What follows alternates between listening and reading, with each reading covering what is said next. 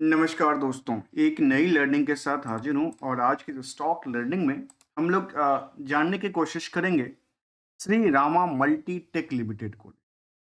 जो वेबसाइट्स की इंफॉर्मेशन कहती है कि मल्टी टेक के अंदर इनके पास मल्टीपल टेक्नोलॉजी पे कामकाज करती है, इसको समझा जाए तो इसमें क्या क्या है इनके पास, जिसमें प्रोडक्ट रेंज की बात कहती हैं, कैटेगरीज की बात कहती है, फैक्ट्री सेटअप की बात कहती है, जहाँ पे ब्राउन फिल्म प्लास्ट और इनको ये देखा जाए तो कंपनी कहती है जो पैकेजिंग सॉल्यूशंस प्रोवाइडर है। बेसिकली आजकल पैकेजिंग सॉल्यूशन को लेकर ज़्यादा देखा जाता है, क्योंकि जो ऑनलाइन जब से आई है ऑनलाइन ई कॉमर्स को लेकर के, तब से पैकेजिंग पर काफ़ी ध्यान भी दिया जा रहा है। और जहाँ पे क्वालिटीज़ और इनका इन्होंने डेटा अपने साझा किया है, जहाँ पे कहती है कंपनी श्री रामा जो वेगन्स इन द जर्नी 1987 में इसका जर्नी स्टार्ट हुआ था।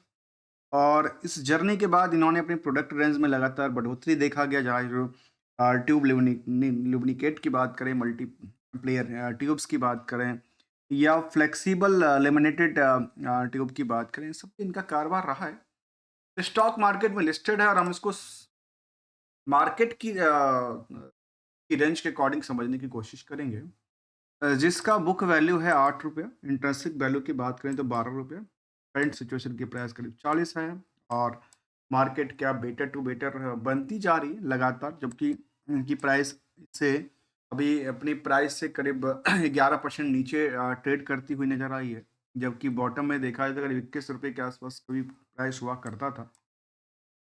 कंपेयर करते हैं यदि इंडस्ट्रियल की पी के अकॉर्डिंगली, इसके अकॉर्डिंग बात करें तो यहाँ पे जो क्वालिटीज है इनकी, 1 रुपये 12 पैसे कमाने की, उसके बेसिस पे मार्केट में डिमांड जो है वो काफ़ी ज़्यादा है इंडस्ट्रियल के अकॉर्डिंगली, बाकी एवरेज के अकॉर्डिंग बात करें तो, जिसकी वजह से ये फिलहाल 40 तक का भीड़ कहता है। इसके पीछे भी कुछ वजह हो सकती है, जो क्या, यदि काफ़ी ज़्यादा क्राउड है तो क्राउड के पीछे क्या कुछ ही लोग हैं, ज़्यादा लोग हैं, या उस क्राउड में क्वालिटी आगे चल कर के बेटर हो सकता है, या केवल टेम्पररी कहती है। जहाँ पे आरओई और आरओसी की आंकड़ा बहुत ज़्यादा अर्निंग की बात नहीं करती है, 9 से लेकर 14% की बात करती है। प्रमोटर कंट्रोल की बात करें तो 61% से ज़्यादा कंट्रोल करती है कंपनी को, जहाँ डेट टू इक्विटी 0.24 कहता है। करंट रेशियो का नंबर भी करीब काफ़ी ज़्यादा है। इसके लिए एक छोटी सी रिकन्सिलेशन की पार्ट होगी, क्योंकि हमें पता है कि इसके लेकर के इसको क्या किया जाता है, कई बार अर्निंग पर शेयर को हिट कर दिया जाता है। उसमें आप देखेंगे तो इस पार्टों को भी देखिए, जिसके लिए हमने स्पेशल रेशियोज लिया है, जिसमें कि डेटर्स वर्सेस प्रॉफिटेबिलिटी का रेशियो, या डेटर्स वर्सेस सेल्स का रेशियो भी हमारे सामने निकल के आता है। एग्जैक्टली क्या होता है, जहाँ पे पूरे पूरे मार्केट में इनके लिए 13 करोड़ 40 लाख शेयर हैं, जिसकी वजह से ये मार्केट कैप कहता है। तो हमेशा इसको भी हाईलाइट करना जरूरी है, समझने जरूरी है कि मार्केट में किसी कंपनी का नंबर ऑफ शेयर बिल्कुल ही लिमिटेड होता है, और उस लिमिटेड के बेसिस में जो डिमांड और सप्लाई को इंक्रीज और डिक्रीज कर जाए, उसी में मार्केट में प्रॉफिट कमाई और प्रॉफिट को गंवाई जाए। यदि हम इनकी कुछ पॉइंट को समझें तो पिछले 1 सालों के डेटा को देखें, तो जो रिटर्न बेस है वो तो काफ़ी बेटर परफॉर्मेंस करती है, लेकिन परफॉर्मेंस कब किया है? रिसेंटली कुछ दिनों में किया है, इससे पहले नहीं कर रहा था। इससे पहले लगातार एक ही रेंज में ट्रेड कर रहा था, उसको कह सकते हैं कि रेजिस्टेंस और सपोर्ट के आसपास लगातार बनी हुई थी। फिलहाल कुछ दिनों से लार्ज मार्केट में इसकी डिमांड काफ़ी बढ़ी है। अब डिमांड के पीछे जानना ज़रूरी है कि क्या यहाँ पे कुछ बल्क डील कुल ऑपरेटर का एंट्री तो नहीं हुआ था, या मार्केट कुछ और सेंटीमेंट पर नहीं ले जा रहा है, या फिर बड़ी कुछ रैली की चांसेस तो नहीं बना रही थी। इसको यदि देखें तो सितंबर तक की डेटाबेस को यदि इन पार्टों से मान के देखें तो कहती है कि यहाँ पे इन्होंने अपनी हायर टू हायर मोमेंटल क्रिएट किया है। इसके बेसिस पे हो सकता है मार्केट को एक नई जगह बन रही है, जो आगे चल कर कंपनी काफ़ी बेटर रिजल्ट लेके आएगी। उसके बेसिस पे मार्केट की नई प्रोएक्टिवनेस की बात कहती है। यदि उसी चीज़ को नंबर में हम लोग देखें तो सामने दिखती है कि कंपनी के पास जो रिजल्ट के पॉइंट ऑफ व्यू से नंबर है वो करीब 52 करोड़ का आसपास का आंकड़ा कहता है। और लगातार देखने को ये मिल रहा है कि लगातार ये बढ़ती है, इंक्रीज करती जा रही है। और जबकि ऑपरेटिंग भी इनका इंक्रीज करता है, दोनों साइड से बेटर कहती है। अब प्रॉफिटेबिलिटी का आंकड़ा भी लगातार ये बेटर कहती है। जो किसी जमाने की बात करूं, जो 2-3 साल पहले की बात करूं, तो लगातार कंपनी नुकसान बुक कर रही थी। वहाँ अब लगातार प्रॉफिट बुकिंग के मूड में है। इसको ये भी कह सकते हैं कि जहाँ पे लगातार लॉस मेकिंग कंपनी से प्रॉफिट मेकिंग कंपनी में कन्वर्ट होती नज़र आती है और ये 5-6 करोड़ के आसपास प्रॉफिटेबिलिटी भी बुक करती हुई नज़र आई है। इन्हीं पहलुओं की तरफ यदि ईयरली डेटा को देखें, तो कह सकते हैं कि 180 करोड़ तक की टर्नओवर क्रिएट करती है, जो कि पिछले पीरियड से थोड़ा-सा गिरावट रही थी। लेकिन इस साल दोबारा इसमें क्या बना रही है? सस्टेन करने के लिए अपनी जगह क्रिएट कर रही है। जबकि इसको हायर टू हायर भी नहीं कहीं, क्योंकि हायर टू हायर 2020 में बनाई थी कंपनी। 21 करोड़ तक का प्रॉफिट बुकिंग किया था, जहाँ पे इनके पास ऑपरेटिंग प्रॉफिट मार्जिन को देखें, बाकी सारी चीज़ों को देखें। एक चीज़ को और जानना ज़रूरी है, क्या इंटरेस्ट की बर्डन की वजह से क्या एडजस्टेबल जो है इनकम्स वो वो सस्टेन कर पाती है, नहीं कर पाती है।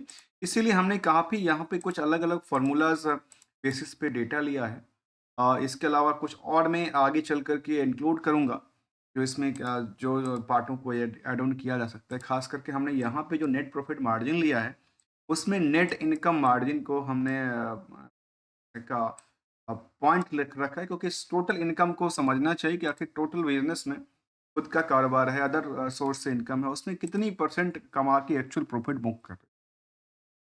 रिस्क एनालिसिस को बात करें तो कंपनी में रिस्क को लगातार बढ़ाई है। लेकिन बैलेंस शीट को देखेंगे तो बैलेंस शीट में कंपनी के पास जो कर्ज है, कर्ज को लेकर भी 2-3 सदस्यीय सवाल बनते हैं। कर्ज पे आउट कर रही है, कहाँ से कर रही है? कर्ज ले रही है तो क्या कर रही है? खर्चा पानी के लिए कर रही है या फिर कुछ न्यू डेवलपमेंट के लिए कर रही है? यहाँ पे देखा गया कि उन्होंने अपनी फिक्स एसेट्स को लगातार क्या किया है? इंक्रीज़ करती हुई नज़र आती है, जो इनके लिए अच्छी बातें थी और ट्रेड रिसीवेबल पार्ट में करीब 40 करोड़ पड़ा हुआ था। उसके आंकड़ा फिर हमने यहाँ पे कुछ परसेंटेज लिया था, जहाँ पर नेट इनकम यदि हम इस बिज़नेस को समझें, रिस्क को समझें इस बिज़नेस की, तो निकल के आती है कि पूरे टर्नओवर बेस पे, चाहे वो अदर सोर्स का कारोबार हो, 8% नेट इनकम मार्जिन बनाती है। जबकि डेटर्स रेशियो 22% की आंकड़ा कहती है, और जितनी उन्होंने प्रॉफिटिंग बुक किया है, उसका 270% के आसपास की बात करूँ, तो वो क्या है? इनकी डेटर्स रेशियोज़ की बात कहती है। निवेशकों के इंटरेस्ट को जाने तो कोई एफआईडीआई नहीं है जो इस कंपनी में। इसके अलावा की बात करें तो कंपनी में ये दिखती है कि पब्लिक के पास होल्डिंग है, वो भी काफ़ी ज़्यादा। कुछ तो बड़े प्लेयर हैं जिनमें 38% की होल्डिंग में 4-5% की बात करें, 6% की बात करें, तो होल्डिंग होल्ड करके रखे हैं। टोटल 23,000 के आसपास के निवेशक है इस कंपनी में, और डे टू डे में कुछ चेंज होती रहती है, कई बार कुछ बढ़ती है, कई बार नहीं बढ़ती है। और जहाँ तक हमने चार्ट लेवल पे ये कहा था, यहाँ पे जो क्या ऑपरेटर की कुछ गेम प्लान आया था, तो यहाँ पे कोई बल्क डील देखने को नज़र नहीं आई है। यदि आप इनकी हम निवेश को इसको पार्ट को देखें, तो कोई बल्क डील नहीं है इसी पे रिसेंटली पीरियड की बात। तो यहाँ पे क्या जो वॉल्यूम था वो लगातार बढ़ी, तो वॉल्यूम तो बढ़ी है। यहाँ पे देखें तो वॉल्यूम बढ़ी है, इसको मतलब ये है जो कुछ तो ऑपरेटर गेम हुआ है, जो पहले कभी वॉल्यूम बिल्कुल साइलेंट बैठी थी, वहाँ एक ही बार में बड़ी सेंटिमेंट लेके आते हैं और मार्केट में लंबी ऊंचाई पे चली जाती है, दोबारा प्रॉफिट बुकिंग का सिलसिला चलते रहता है। प्रॉफिट बुकिंग हमेशा चलता है, पहले पार्ट बाय पार्ट चलता है, बाद में होली ऑन पूरे पूरे पार्ट में प्रॉफिट बुकिंग का सिलसिला चालू हो जाता है। इसके लिए सिंगल सिम गोल्डन रूल को डिस्कस करें और एक ईयर ऑन ईयर बेसिस का ग्रोथ को देखें, तो कंपनी में बहुत बड़ी ग्रोथ नहीं थी। सेल्स को लेकर के प्रॉफिटेबिलिटी को लगातार बढ़ोतरी दर्ज करती है, स्टॉक प्राइस लगातार बढ़ती नजर आई है। पीयर्स के आंकड़ा में देखेंगे तो कहती है जो गारबेस हाईटेक्स हैं, इनॉक्स इंडियाज हैं, ईपीएल कंपनी है, जीआई ग्रीन पैक्स जैसी कंपनी भी शामिल है। इन सभी कंपनियों में इनका भी जो नंबर है वो नियर अबाउट सेम है कंपेयरिंग टू द बाकी कंपनियों को लेकर के। यदि हम इनकी बात पे देखें तो फिलहाल इसको पैकेजिंग इंडस्ट्रीज के अंदर मेंशन किया गया है, और ट्रेडिंग के सिस्टम में बहुत ज़्यादा ट्रेड नहीं होता। एक ही बार में एक जब चलती है तो सीधे सर के कहते हैं कट ऑफ के साथ ही चलती, लिमिट के साथ ही चलती है। और कंपनी फिलहाल उन्होंने अपने निवेशकों को लेकर कुछ दिया नहीं है। कभी 2001 की बात में तो डिविडेंड उन्होंने ₹1.5 दिया था, उसके बाद कुछ दिया नहीं। जबकि यदि इनके पार्टों को देखें तो इन्होंने operating profit margin, net profit margin में काफ़ी बढ़ोतरी दर्ज करती हुई नज़र आती है फ्रॉम द क्यू और क्यू बेसिस पे, और वाई और बाई वर्स भी उन्होंने फिलहाल यहाँ पे अच्छी ग्रोथ दर्ज करती हुई नज़र आती है। तो ओवरऑल लास्ट 10 सालों की डेटाबेस को देखें तो ये लगती है कि इनके स्टॉक में लगातार डिमांड बनी है आज तक की बेस पे। इसमें लगातार डिमांड ही बढ़ती गई है और डिमांड बढ़ने की वजह से इनकी स्टॉक प्राइस लगातार वृद्धि दर्ज करती है। और अच्छी बातें कुछ अच्छी बातें नहीं भी शामिल करता, जहाँ डेट्स फ्री कंपनी की बात कहती है, रिड्यूसिंग की बात कहती है, सीजीआर लगातार अच्छी की बात कहती है, स्टॉक डिविडेंड की कोई ट्रैक रिकॉर्ड नहीं तो उसको डिविडेंड की बात कहती है, और कंटीजेंट लायबिलिटी इनके पास काफ़ी ज़्यादा की बात कहती है। इन सब चीज़ों से कुछ में मोटिवेटेड, कुछ में इमोटिवेटेड बनती नज़र आती है। तो आखिर कंक्लूजन क्या कहता है गोल्डन रूल के साथ? जब भी इंटर करें, कि देखिए हमेशा कोई ना कोई इंटर कर रहा है, कोई ना कोई एग्जिट कर रहा है। ऐसा नहीं कि कोई नहीं कर रहा है। यहाँ पे जब हम स्टॉक की प्राइस लगातार बढ़ रही थी, तब भी मार्केट में कोई बेच रहा था। उनको प्रॉफिट पार्ट बाय पार्ट निकाल रहे थे। जब गिरती हुई व्यवस्था थी, तब सभी ने अपनी पोजीशन को लगातार सप्लाई बढ़ाई, तो प्रॉफिटेबिलिटी बुक करने में लग गए। अब यहाँ पे टारगेट के पार्ट को देखें तो सबसे पहले लंबी टारगेट, उसमें केवल 2 चीज़ों को देखना ज़रूरी है। एक है फंडामेंटल, दूसरा है फ्यूचरिस्टिक्स। और जो शॉर्ट पीरियड है उसमें हमेशा एसएल का यूज़ करना है, दिखती ही प्रॉफिट को हमेशा बुक करना है।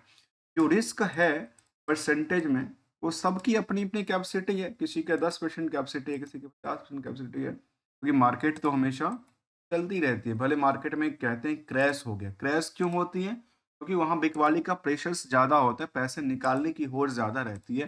विदाउट किसी रिकमेंडेशन एडवाइजरी के लेकर के हम लर्निंग करते हैं और आपके सामने भी लेता हूँ। वो भी अ, जो हमारी फाइनेंशियल अवेयरनेस है उसके बेसिस पे हम लेते हैं। मिलते हैं कुछ नई स्टडी के साथ, तब तक के लिए thank you for watching here.